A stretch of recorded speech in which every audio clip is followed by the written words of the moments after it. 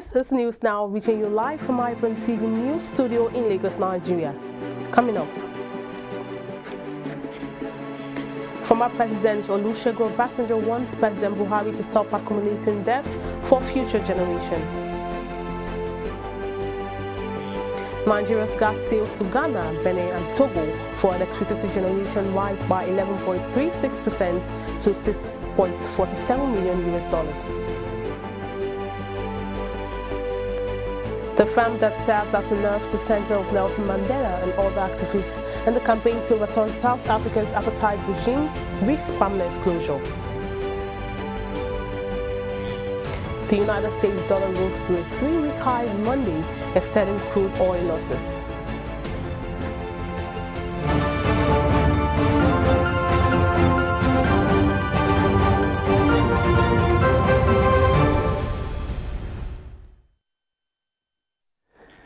Many thanks for joining us on News Now. Here are some stories making headline at this hour.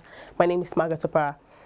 The former President Olusegun Obasanjo has warned President Muhammadu Buhari to stop taking external loans as his administration is accumulating debts for the future generations. Obasanjo, who spoke at an event in South Africa, faulted the federal government's plan to source fresh external loans, insisting that the existing debts are left unserviced or unpaid. It might become a problem of successive governments.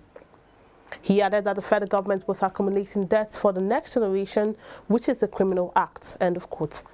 Now, while noting that borrowing is not in itself a problem, the former president said that the problem with such massive borrowing is when there are no specific plans or the capacity to pay back.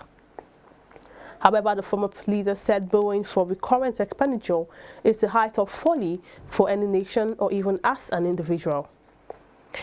The President Muhammadu Buhari is now in New York for the 76th session of the United Nations General Assembly. The session opened on Tuesday, September 14th. The Nigerian leader will address the Assembly on Friday, September 24th, when he will speak on the theme and other global issues. His spokesman, Femi Adesina, said Buhari and members of his entourage would be part of other significant meetings. He listed the meeting to include a high-level meeting to commemorate the 20th anniversary of the adoption of the Durban Declaration and Programme of Action. The Minister of Labour and Employment, Dr. Chris Ngige, has frowned on the failure of the Nigerian Association of Resident Doctors to comply with the court order redirecting them to suspend their strike and resume describing their action as contempt of court. The National Industrial Court sitting in Abuja had on Friday ordered the doctors to resume work while continuing with its negotiations with the federal government. Now, Justice Bashar Al-Khali made the order on Friday while ruling on the application by the federal government in a suit against NAD. The doctors had refused to resume, stating that they would appeal to the court. Ngige said NAD earlier submitted 8,000 names, which later pruned down to 5,000, noting that some doctors were recruited into service despite the embargo on recruitment. And reacting to claims by a NAD official, Dr. Julian Ojegbo, that the NAD would not suspend the strike, as Ngige insisted that the decision of the doctors contempt of the court's decision. Now, moving on, Socio-Economic Rights and Accountability Project, SERAP, has urged the leadership of the National Assembly to reject the fresh request by the President to borrow $4 billion and €710 until the publication of details of spending all loans obtained since May 29, 2015 by the government. President Buhari recently sought the approval of the National Assembly to borrow €4.5 billion and €710 million on the grounds of emerging needs. The request was contained in a letter dated August 24, 2021. In an open letter addressed to the Senate President Dr. Ahmad Lawan and Speaker of the House of Rep. Femi Gbajabiamila, the organization expressed concerns about the growing debt crisis, the lack of transparency and accountability in the spending of loans that have been obtained. Now, following the happenings in the past couple of days, an issue bordering on untold hardship, the Nigerian masses are being subjected to a result of poor economic policies and decisions of the country's apex bank, Central Bank of Nigeria, CBN, under Godwin Emefiele's leadership. The group, under the auspices of Awera Youth Assembly, has called on the President to immediately sack the CBN governor or voluntarily resign over poor economic policy, noting that the economic hardship Nigerian masses are facing due to increased devaluation of the naira on a daily basis. The economy of our country, things were going down every day. How can we, what can we say? When we are now saying that a dollar is now 540 naira to a dollar, it's highly shameful. The government should do something quickly before people will revolt. Don't let me deceive you, my people. And I have to tell you the truth and the blatant truth. If a revolution has to take place today in this country, I'll be part of the people that will revolt.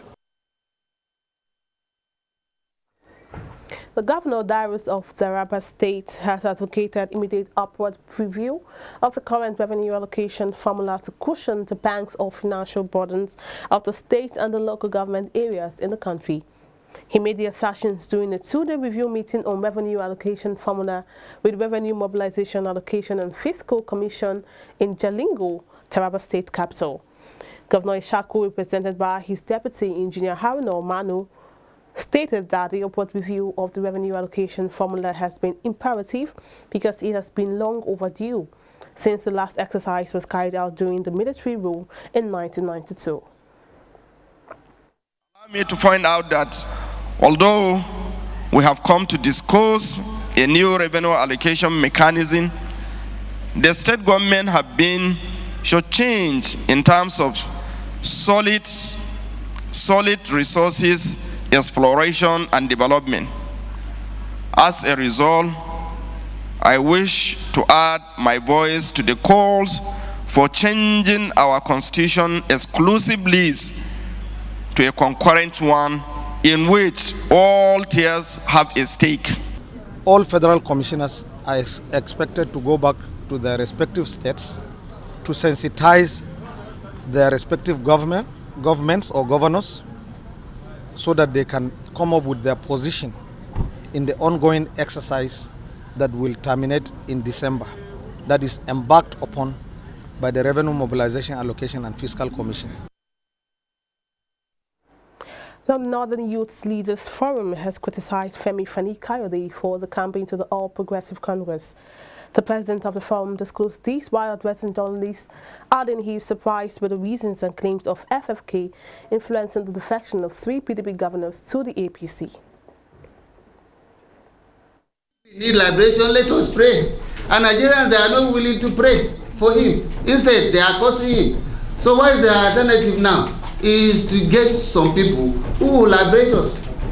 There is a conspiracy against Nigerians and Nigeria by some elites. That's the truth. And that is what happened yesterday.